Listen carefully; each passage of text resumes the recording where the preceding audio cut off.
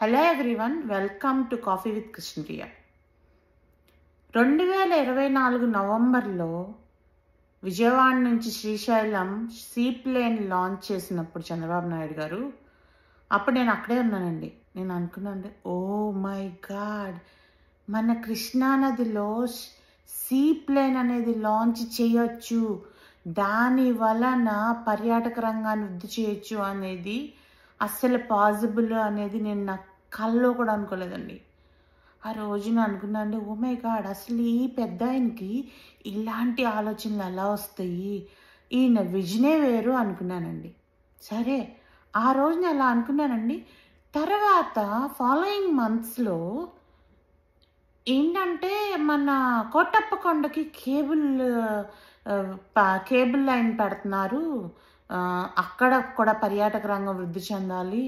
అక్కడి నుంచి హార్స్లీ హిల్స్లో మళ్ళీ ఇటు చూస్తేనేమో అఖండ గోదావరి ప్రాజెక్ట్ తోటి కాకినాడ రాజమండ్రి ఏరియాల్లో కూడా అద్భుతంగా తీర్చిదిద్ది అక్కడ కూడా పర్యాటకులకి టూరిస్ట్ ఫ్రెండ్లీగా చేస్తున్నారు అని చెప్పేసేసి అరకు వ్యాలీని కూడా పునరుద్ధరిస్తున్నారు.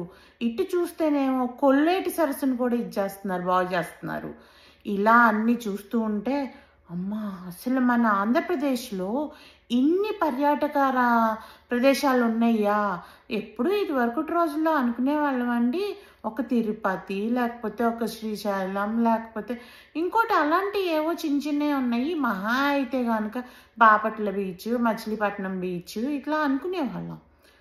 అసలు 2014 నుంచి 2019 లోపే ఈయన థాట్ ఎలా ఉండేదంటేనండి, ఒక్కొక్క నియోజకవర్గంలో ఒక కేంద్ర బిందువు అయిన ప్రత్యేక పట్టణాలని తీసుకుని వాటిల్లో హోటల్స్, రిసార్ట్స్ అన్నీ డెవలప్ చేసి దానికి దగ్గరలో ఉన్న పర్యాటక ప్రదేశాలను అన్నిటినీ మంచిగా అభివృద్ధి చేసి పర్యాటక రంగాన్ని ముందుకు తీసుకెళ్ళాలి అంటే, ప్రజల మీద పన్నులు వెయ్యకుండా రాష్ట్రాన్ని అభివృద్ధి చేయాలంటే మన రాష్ట్రానికి ఉన్న ఒకే ఒక్క ఆయుధం ఏంటి అంటే పొడవైన సాగర తీరం.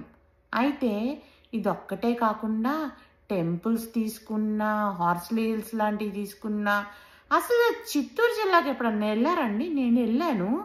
అసలు ఆ కుప్పంలో కొన్ని మండలాల్లో అయితే అసలు ఉంటుందండి, టచ్ చేయని ఫారెస్ట్లు అన్నమాట. అంటే నేను అక్కడ ప్రజల్లో తిరుగుతున్నప్పుడు ఎలక్షన్ ముందు కానీ తర్వాత కానీ నేను ఎన్నోసార్లు కారాపి ఒక ఫోటో తీసుకుంటాను, నన్ను ఒక ఫోటో తీయండి అనేదాన్ని. ఎందుకని అంటే అంత బాగుండే, మధ్యలో ఒక సరస్సు, చుట్టూతో కొండలు. ఇలా అసలు ఆంధ్ర రాష్ట్రానికి ఉన్న అసెట్టే పర్యాటక రంగం అండి, అర్థమైందా?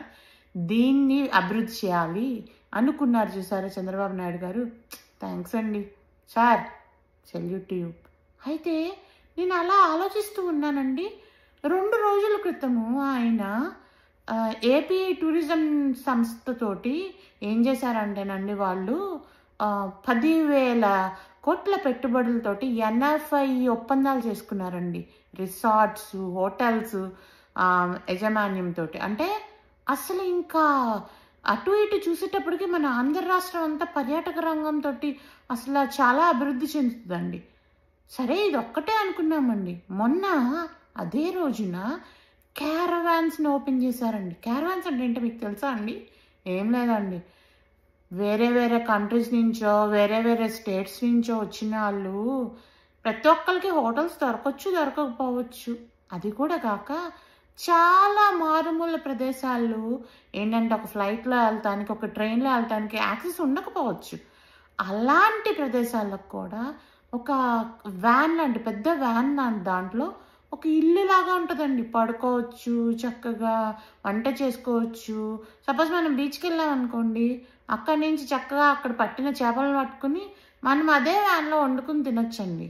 అర్థమైందా? ఇలా ప్రతి ఒక్క మూలకి ఒక ఫ్యామిలీ. ఇప్పుడు నేనున్నాను అనుకోండి, మా హస్బెండ్ తోటి మా పిల్లలతోటి ఆంధ్రప్రదేశ్ వచ్చాను అనుకోండి యుఎస్ నుంచి.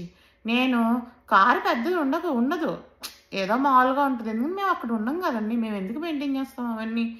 అయితే ఇప్పుడు ఆ సులభం ఏమైందంటేనండి, క్యారవాన్ వెళ్ళి తీసేసుకుని, అద్దెకి తీసేసుకుని మేము అలా డ్రైవ్ చేసుకుంటే ఆంధ్రప్రదేశ్లో ఏ మూలకైనా వెళ్ళిపోయి అక్కడ ఒక 4-5 రోజులు హ్యాపీగా అక్కడ దొరికే వాటితోటి వంట చేసుకుంటే చుట్టూతా తిరిగేసేసేసి అదే వ్యాన్లో అన్ని చోట్లకి వెళ్ళి అక్కడ పార్క్ చేసుకుని హ్యాపీగా తిరిగేయచ్చండి. ఇదండి ఇలాంటి అసలు ఒక పద్ధతిని మేము ఇక్కడ అమెరికాలో, ఆస్ట్రేలియాలో, న్యూజిలాండ్లో, దుబాయ్లో అలాంటి చోట్ల చూస్తాం కానీ ఆంధ్రప్రదేశ్లో ఎప్పుడు చూడలేదండి. అలాంటి పద్ధతుల్ని ఎక్కడెక్కడో ఉన్నాటిని తీసుకొచ్చి మన రాష్ట్రంలో కూడా పెట్టి ఒక వరల్డ్ క్లాస్ టూరిజం డెస్టినేషన్గా చేసి అదేనండి ఇప్పుడు ఆ ఒప్పందాలు చేసుకోవటం వల్ల ఏమైందంటే ఒక 20,000 ఉద్యోగాలు వచ్చేస్తాయండి రేపు. అవన్నీ అమలు జరగంగానే అవన్నీ పెట్టంగానే రిసార్ట్స్ అవన్నీ చాలామంది యువతకు ఉద్యోగాలు లభిస్తాయండి. అంటే అసలు ప్రజల మీద భారం వేయకుండా రాష్ట్రాన్ని స్వర్ణాంధ్రప్రదేశ్ కళ సాకారం చేయటానికి ఒక అడుగు ముందుకేస్తున్నారు చూడండి. ఇలాంటి అడుగులు ఎన్నో పడాలండి. ఎందుకని అంటే నా జన్మభూమి, నా రాష్ట్రం స్వర్ణాంధ్రప్రదేశ్గా మారాలని నాలాంటి ఎన్ఆర్ఐలు ఎంతోమంది ఎదురు చూస్తున్నారండి.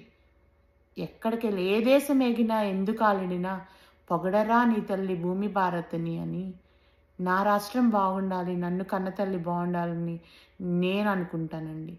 దానికి అలాంటి మాలాంటి వాళ్ళ కళని సాకారం చేస్తున్న నారా చంద్రబాబు నాయుడు గారికి థ్యాంక్స్ సార్. మీరు 10 కాలాల పాటు ఇలానే ఉండి రాష్ట్రాన్ని అభివృద్ధి పదంలో నడిపించి ప్రతి ఒక్క యువతి యువకులకు ఉద్యోగం వచ్చేలా చూడాలని, మీరు బాగుండాలని చెప్పి, రాష్ట్రం బాగుంటుందని చెప్పి thank you so much sir.